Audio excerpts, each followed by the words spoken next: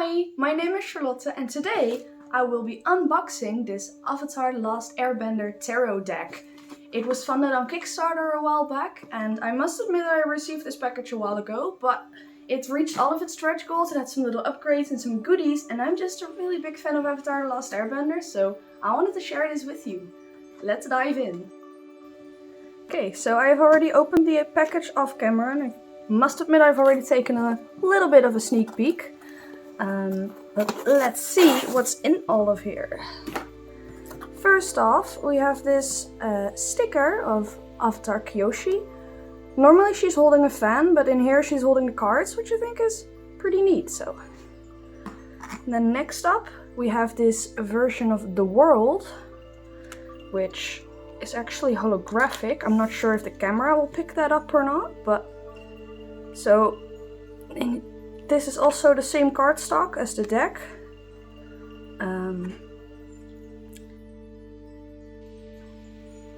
And then we have the deck. So it says Avatar The Last Airbender unofficial tarot. It's not licensed by Nickelodeon by any means. And then we have some crystals in here. I think that's it. Yes, so let's get rid of the box. I want to take a small look at the crystals first. I'm curious to see. Oh, it's in a little bag. What? Oh, those are nice. Not the best at identifying crystals. At least partially because I'm colorblind, so... Oh, no clue what kind of crystals these are. Is this brownish? I'm not sure. And this, I assume this will be a rose quartz. Not sure if there's some pink in there or anything.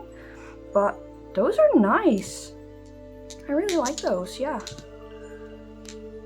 Okay, and then we have the deck itself. Let me go grab something to get the wrapping off, actually. Okay, got my Swiss knife. Let's carefully try and open this up without ruining the box. Okay. Ooh.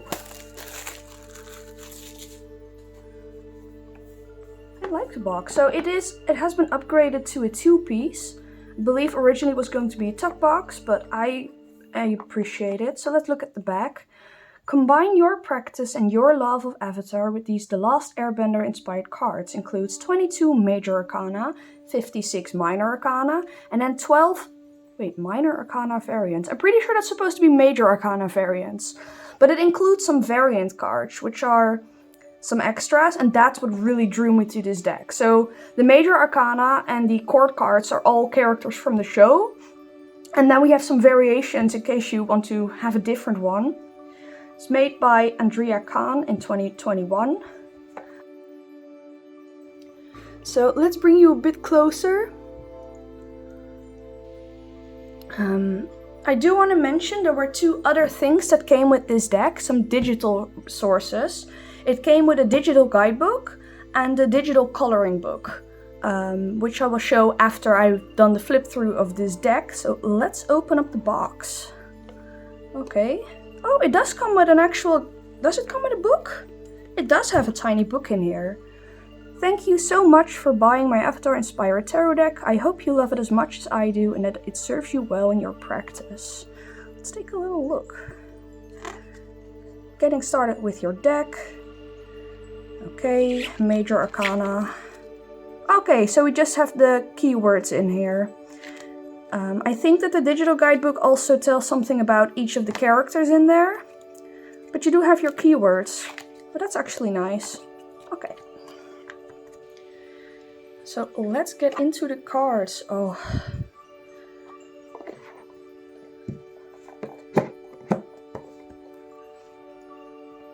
So they are also in plastic. Let me get my knife again. Oh, I don't want to ruin anything. Okay. Open it up.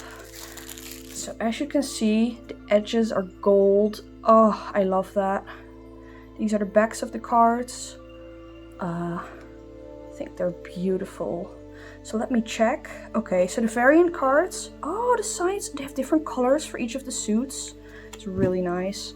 So let me quickly put the variant cards in there because I want to share them side by side, and I assume they'll be at the end. Yeah, they're over here, so 1 second. Okay, so cards are now in order. I've included the variant cards. First of all, let's take a look at the cardstock. It is slightly glossy, but it's not that bad. I actually really like the feel of these cards. They are, yeah, they're pretty decent. So let's dive into the major arcana. First off, we have Boomy as the Fool, which I really don't like.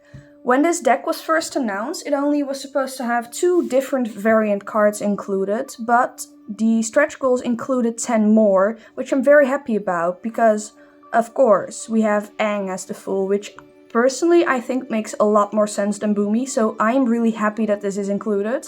Here we have them side by side. So that makes me really happy. I think personally I will be excluding this card because this doesn't resonate with me. Then we have Roku as the Magician, which I think a fabulous choice. And then one of the variant cards is Boomy as the Magician. Sure. And then we have Princess Yue as the High Priestess. And then as a variation we have Katara as the Painted Lady. It's really nice. And then we have the Empress, which is also Katara. And as a variation we have Ty Lee. And to be honest, when this variation card was announced, I thought this would be a variation for the Hanged Man because she's upside down. Well, her eyes are really big. Anyway, we have Avatar Aang as the Emperor. And then the Hierophant is our favorite uncle. Uncle Iroh with his tea. And then the lovers, we have, I think they were called Oma and Shu from the Secret Lovers. The Tunnel of Love in between, and then they met up in secret because I think they were warring nations or something. And of course, I mean, the Chariot as Appa. I mean, I don't think there is any other choice they could have gone with. But they have a variation. We have Suki, which, I mean, I guess the Chariot is about like determination and stuff, and she is determined to save her people. I guess it works. And then for strength we have Suki, which definitely works. And also as a variation we have Toph. Both of them are very strong characters, so really nice. And then the Hermit, we have Guru Pathik, I think his name was. He taught Aang how to open up all his chakras, because his chakras were blocked and he was unable to reach the Avatar state, which he lived in an air temple, possibly for like 100 years alone, waiting for Aang, so accurate. But as a variation, we also have Mei, which, I mean, she's not completely alone, but I guess I understand that one. And then as the Wheel of Fortune, we have the wheel with all the punishments from when Avatar Aang, or well, when he was Avatar Kyoshi, I think it was, who murdered one of their leaders and he has to be punished, which I think is funny, but sure. And then as Justice, we actually have Avatar Kyoshi. So here she has her fans, whereas on the sticker she has the cards, so those were the fans we were talking about. And as the Hanged Man, we have Zuko. At the moment he is hit by lightning, he's redirecting lightning. I mean, I suppose that does give you a perspective, almost dying. And as a variation, we have the Blue Spirit, which is also Zuko. It's pretty nice. And then for Death, we have the Fire Lord. Oh, and we have a variation for Death, which is the Face Stealer. Ko was his name. If you showed any emotion while facing him in the spirit world, he will steal your face. Which is not exactly death, but it's probably not very nice. And then for temperance, we have Sokka. With his stinking face. I mean, he is the plan guy, right? So, and then for the devil, we have Azula. And I really like that we have Mei and Ty Lee looking over her shoulders as like little demons.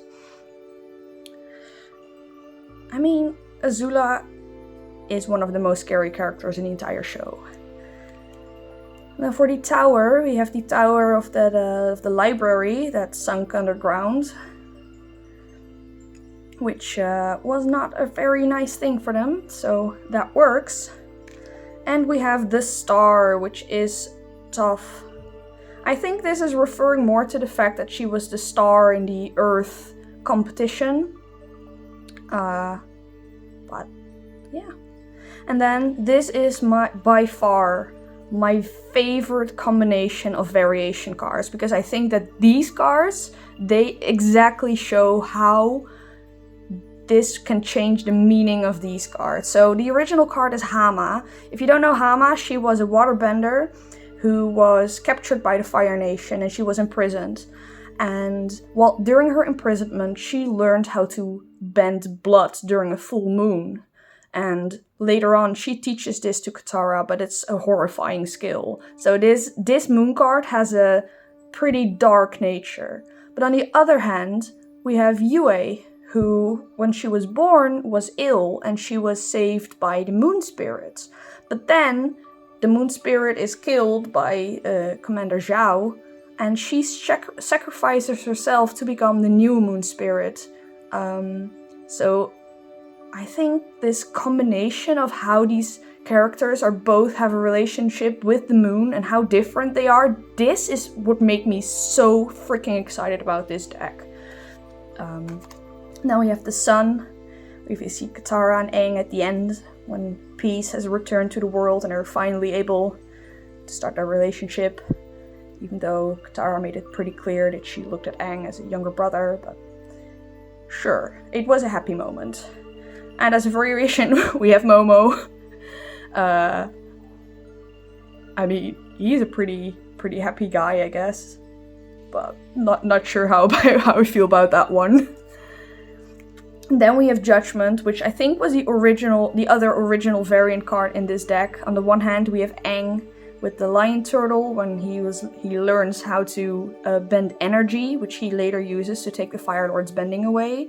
And on the other hand, we have Aang and Zuko when they were facing the dragons, the original firebenders, and they were taught how to bend fire the traditional way. Both of these, they were found worthy by these amazing creatures. Really, really nice. And then we have the world, the regular card. Let me actually compare these two. Can you see the difference? Oh, you can. I think you can. Not sure how well the holographicness of the left one is picking up on the camera.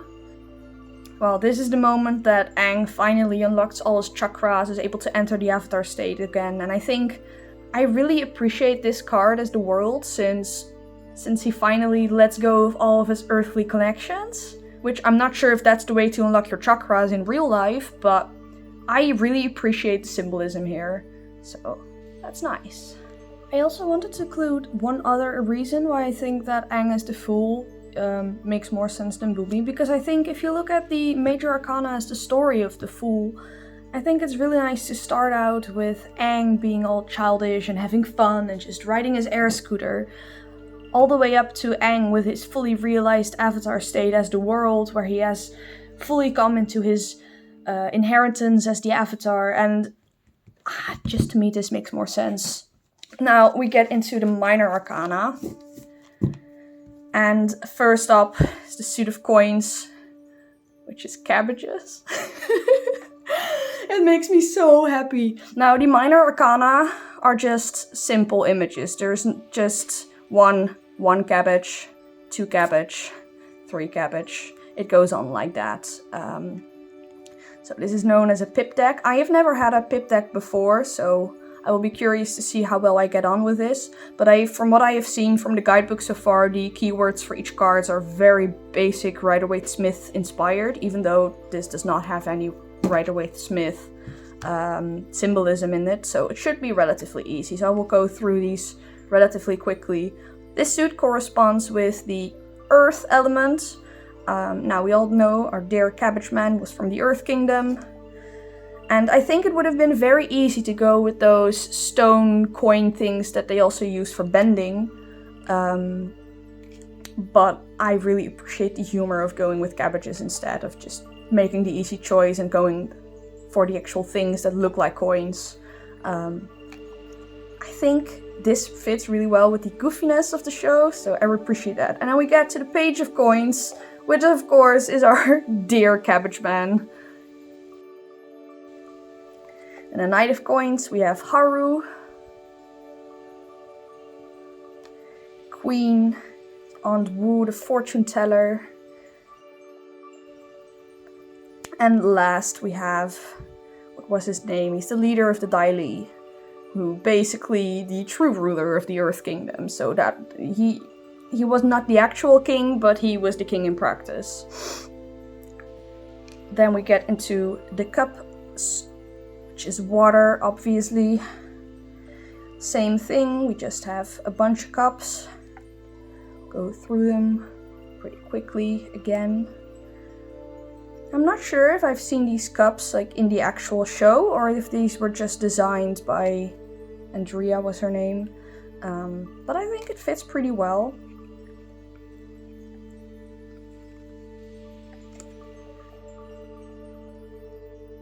And then we get to the Page of Cups. We have one of the previous avatars, which was from the Water Tribes.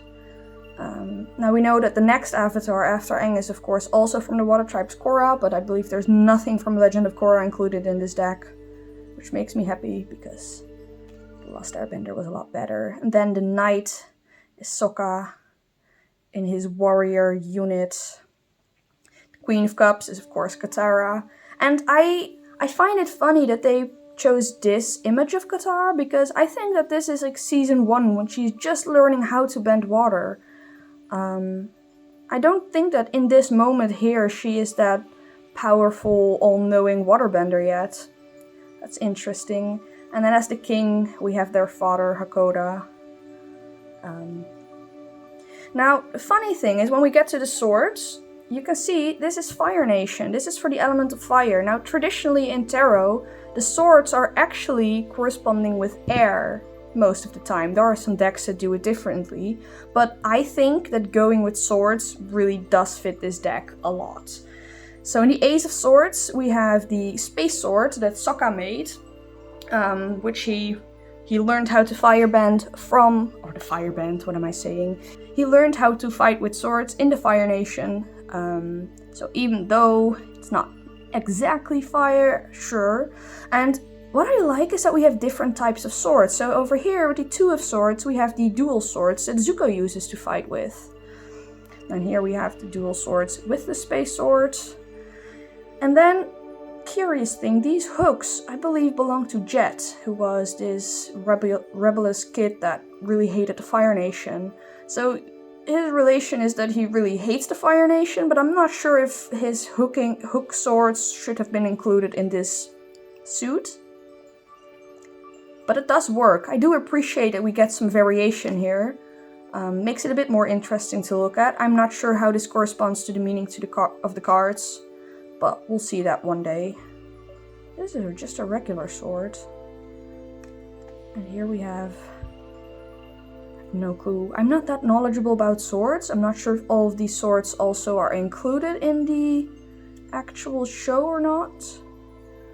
But I do really appreciate that even though it's just very simple, we do get some different layouts for all of the cards. That's pretty nice. Oh, that looks intriguing. Now, for the Page of Swords, we have Wong Fire, which is Sokka's Fire Nation disguise. Now I understand why they included this, because they also included his space sword and he was taught how to do this in the Fire Nation, but Sokka is water tribe, so I'm not sure, but sure. Then we have General Zhao, the one who killed the moon spirit, wanted to take over the water tribes, evil bad guy. Not sure if he used a sword to fight, but okay. And then as the Queen of Swords, we have Azula. I mean, out of all the female characters from the Fire Nation, she is by far the most out there. But also, she doesn't use a sword. Just being nitpicky. I understand it's just Fire Nation, but... And then, as the king, we have Iroh. Same thing, don't think he uses a sword. Although I'm pretty sure that if he wanted to, he could use a sword. So let's just see it as influential people from the Fire Nation. But then Sokka falls out of place. So that's an interesting thing, but love me some Iroh. I wish there was more Iroh in this deck. I think this one and the one from the Major Arcana, there are only 2 cards with Iroh. I wouldn't have mind seeing a little bit more Iroh. And then we have the Wands, which is typically fire, but since we're using the air gliders, this corresponds with the element of air. Ooh, look at my fingers. I'm not sure if you can see it, but we have a lot of glitter on my fingers. Not sure if that picks it up. So the Wands, which typically correspond to fire, in this deck correspond to air, and I think that was the best choice they could have made. There are more decks out there that change these 2 suits. But I think it's really well suited. Haha. Why am I like this? Well suited, yes, of course. So let's move on. We have the air gliders. We have both the old design and the new one. Which just, I mean, couldn't have made a better choice, if I'm completely honest. Look at all of them. Oh. So we have a whole bunch of wands over here.